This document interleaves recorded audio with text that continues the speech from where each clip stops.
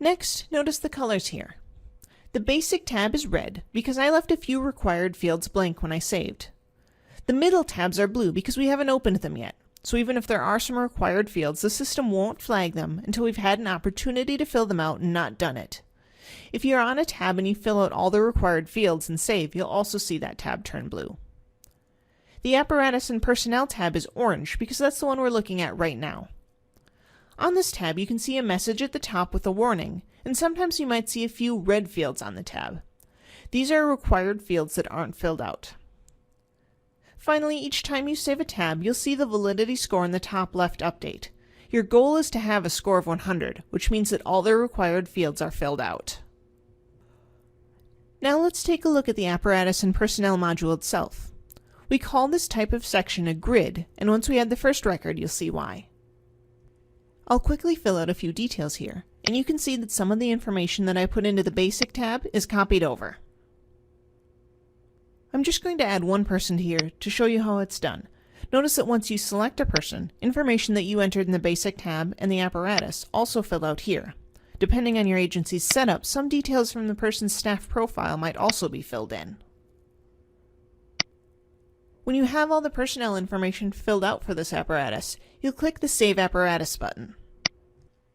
Notice that a few rows showed up here, starting a table layout that gives this type of section the term grid. Now, if needed, you can enter more apparatus and personnel records to add on to the grid. Let's get started here and add a second apparatus with some personnel. This time I'm going to add multiple personnel.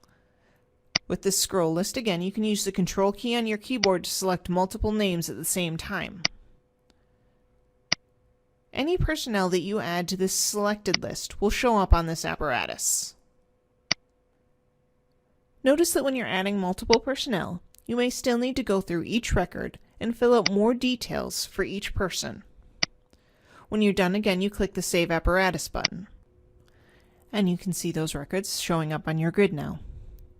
Now that I have this information filled out, note that there's one more very important step that often gets forgotten.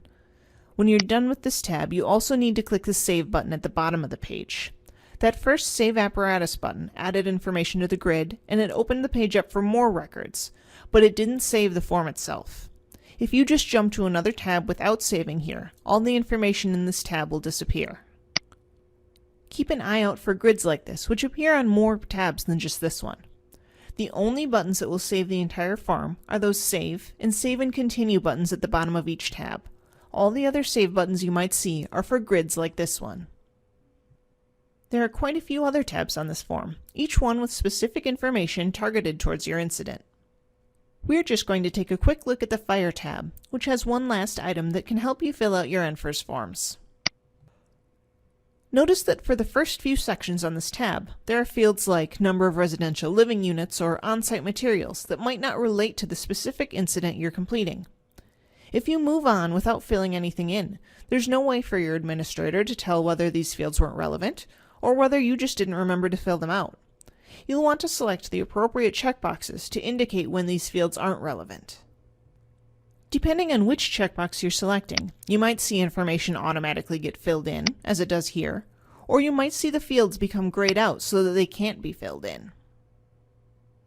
Using the tools and information in this video, you should now be able to fill out your fire forms completely using your FireBridge or Rescue Bridge.